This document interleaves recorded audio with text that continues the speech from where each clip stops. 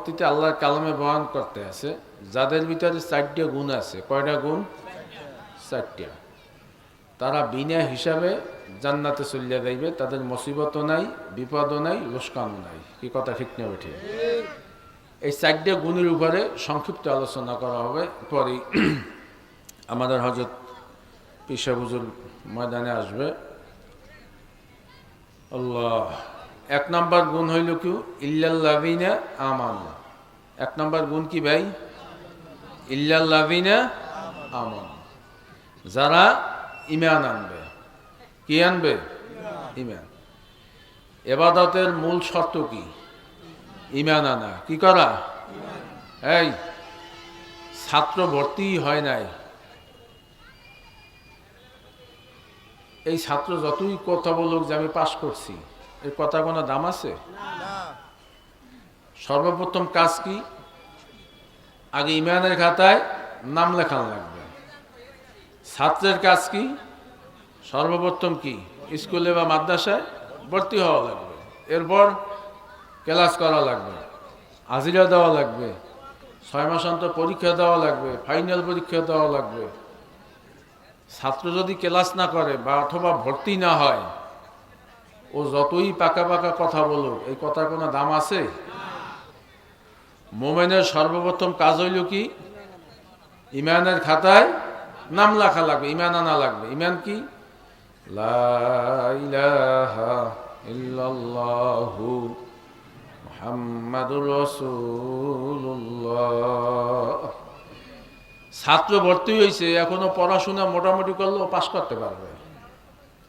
যে ভর্তি না হইবে, আর পড়াশোনা করে কোনো লাভ আছে? এই পরীক্ষা অংশগ্রহণ করতে পারবে? ক্লাস সামনে ড্যাঙ্গাইতে পারবে? ইল্লাল্লাযিনা আমানু। ঈমান খুব দামি জিনিস, হেদায়েত খুব দামি জিনিস। এর চেয়ে বড় দামি জিনিস আর পৃথিবীতে কিছু নাই। হেদায়েত দেওয়ার মালিক কে? আল্লাহ। জোরে ডাক দিয়ে বলেন কে? আল্লাহ। হেদায়েত আল্লাহ পাক নবীরা তো রাখে নাই, কোন অলিরা তো রাখে নাই।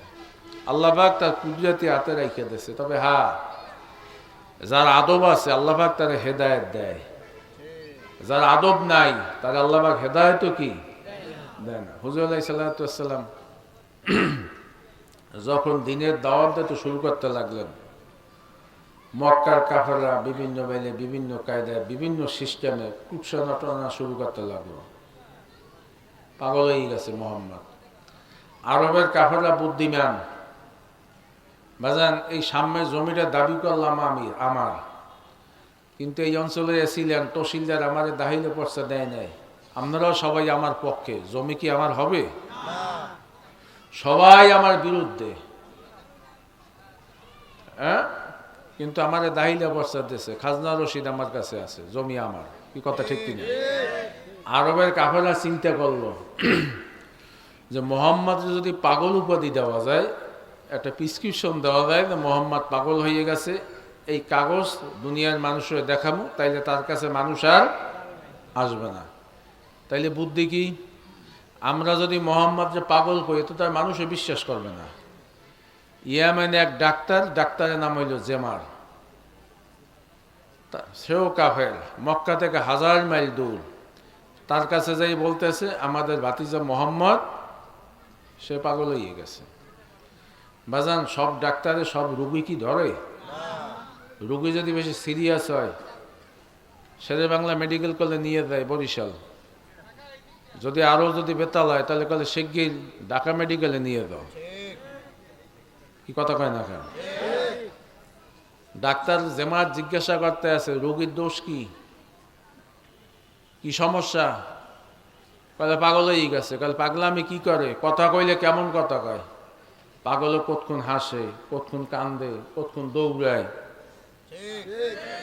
ই কোনো তাল ঠিক আছে বা তো পাগল বলতে আছে ডাক্তার সাহেব, কথা কইলে তো সত্য কথা কয়, এর চেয়ে সত্যবাদী আমরা আর কোনোদিন দেখি না। আরবে সুবহানাল্লাহ, জোরে বলেন সবাই সুবহানাল্লাহ। আরবের কাফেররা পাজি হইল এই দেশি মানুষের মতন এত মৃত্যুক না। কথা বুঝতে পারি না। কইলে সালিসি মাতবাড়ি এত সুন্দর করে আরবের আমরা সবাই মান্য নি। কইলে তা আইসো কা দোষ কি? কইলে ছোট্ট একটু দোষ কি? নতুন ধর্ম প্রচার করে। কি করে? নতুন ধর্ম। ধর্ম কি? সব নবীগুই কিন্তু একটা আওয়াজ। সব বয়ান মনে থাকবে না, দুই একটা কথা কোট করিয়ে রাখবেন, মনে রাখবেন। সব নবীদের 1 লাখ বা 2 লাখ 24,000 পয়গাম্বার সবাই কিন্তু একটা দাবি, একটা আওয়াজ, একটা দাওয়াত। কি? লা ইলাহা ইল্লাল্লাহ। অর্থ কি? আল্লাহ বাদে কেহ মাবুদ নাই। লা ইলাহা ইল্লাল্লাহ মুসা কালিমুল্লাহ, লা ইলাহা ইল্লাল্লাহ ঈসা রূহুল্লাহ, লা ইলাহা ইল্লাল্লাহ ইব্রাহিম খলিলুল্লাহ, লা ইলাহা ইল্লাল্লাহ ইসমাইল জবিউল্লাহ, লা ইলাহা ইল্লাল্লাহ আদম সফিউল্লাহ, লা ইলাহা ইল্লাল্লাহ মুহাম্মাদুর রাসূলুল্লাহ। লা ইলাহা ইল্লাল্লাহ আছে সবাই লাগে, সবাই একটা আওয়াজ। আল্লাহ বাদে কেহ মাবুদ নাই। বাজান এই আওয়াজ দিতে যাইয়া কোন নবী দুনিয়া থেকে মাইর খাইয়া না খাইয়া, অপমান না হইয়া, লাঞ্ছিত না হইয়া, অপমানিত না হইয়া কেউ যাইতে পারে নাই। খালি 2 জন নবী মাইর খায় নাই। কয়জন নবী? 1 নম্বর হইল হযরত আদম আলাইহিস সালাতু ওয়াস সালাম। মানুষও প্রথম, নবীও প্রথম। এই 350 বা 360 বছর কাম করে লোকটার মারবে কোন সময়? পোলাপানও নবী। কত কানাকা বুঝাইতে পাই নাই। মারবে যে বাড়ে খুঁজে বিছিয়ে পায় নাই। মানুষটা বেশি জমা হয় নাই যে মারবে। আর একজন নবী কেটা? নবী সুলাইমান আলাইহিস সালাতু ওয়াস সালাম। নবী কে? সুলাইমান আলাইহিস সালাতু ওয়াস সালাম, যিনি তাম দুনিয়ার বাদশা। কেমন বাদশা? কেমন বাদশা? সমস্ত মখলুকাতের কথা বুঝতে। সুবহানাল্লাহ কইবেন না? সমস্ত মখলুকাত তার কথা শুনতে। এই আমার কথা সে মন্ত্রী উপদেষ্টার কথা একটা মাসিতে শোনে? বাঘে শোনে? কথা কানা বাতাসে শুনতে। বুঝলেন? বলে বাতাসে শোনে কি জানেন? আমার ঘরের আমার বাপ মা সহ প্রায় 7-8 জন আমেরিকায় থাকে। আমেরিকায় ডাইরেক্ট বিমান যাইতে পারে না, 23 ঘন্টা তৈল বিমানে ধরে না একসাথে। আটলান্টিকে রেভার বইয়া তৈল লওয়া লাগে। বিমান হয়তো পাল নাল লাগে, নাহলে বিমানে কি আবার তৈল নিচে নামিয়ে তৈল লইয়া এরপর আটলান্টিক মহাসাগর পাড়ি দেয়। এত দূর, তাই এত দূরের এই বিমানের তৈলর জায়গা নেই, বিমান পাল্টানো লাগে অথবা বিরতি দেওয়া লাগে। আর সুলাইমান আলাইহিস সালাতু ওয়াস সালাম তার কথা বাতাসে শুনতে।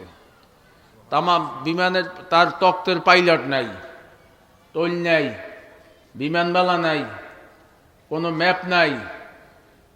তামাম দুনিয়ায় এই তক্তে চলে উনি ঘুরিয়ে আইতে। জোরে বলি সবাই সুবহানাল্লাহ। তামাম এত বড় বাদশা, তাহলে মারবে কেডা? কত কানাকা। আমার দেশে সরকারে ই করতে গেলে সেনাবাহিনী পেটায়, পুলিশ পেটায়, বিডিআর পাঠায়, র্যাব পাঠায়, জলকামান, এসএসএফ, কত রকমের ফোর্স আছে, আনসার, কত কিছু পাঠায়। আর সুলাইমান আলাইহিস সালামের মারতে গেলে গেলে 2টা বাঘে কইবে 2টা ভেংসিতে। মানুষ তো দূরের কথা। কথা কারণ ইয়া হাসরাতান আলাল ইবাদ মা ইয়াতিহিম মির রাসূলিন ইল্লা কানু বিহি ইস্তাহজিউন। আল্লাহ নিজে কইতে আছে, এমন একজন নবী পয়গাম্বর রসুল দুনিয়াতে পাঠাই নাই যে তার আত্মীয় স্বজন জ্ঞাতি গোষ্ঠীর দেশবাসী দ্বারা মান্যা খাইছে, অপমানিত না হইছে, লাঞ্ছিত না হইছে। কে কইছে? আল্লাহ। বাজান ডাক্তার জেমারের কাছে বলতে আছে আমাদের ভাতিজা মোহাম্মদ সে পাগল হইয়া গেছে। ডাক্তার জেমার বলতেছে লোকটার ভিতরে যদি এতগুলাই গুণ থাকে তার চিকিৎসার জন্য আমি কোনো ভিজিট মাইনা নেব না। ঠিক আছে, আমার মক্কায় নিয়ে চলো। আল্লাহর হাবিবে মনে বড় কষ্ট, মনে বড় জ্বালা। যেই নবীরে না বানাইলে তামাম দুনিয়ার কিছু বানান্য হইতো না। বাজান সামাইলে তিরমিজি শরীফের ভিতরে আছে, আল্লাহর হাবিব যখন মদিনার রাস্তা দিয়ে হাইটা যাইতো, হুজুরের চেহারা তো আকাশ তো নূর, মদিনার মায়ের কোলের শিশুরা মায়ের বুকের দুধ খাওয়াত হইয়া আল্লাহর হাবিবের সুন্দর চেহারার দিকে চাতক পাখির মতন তাকাইয়া থাকতো।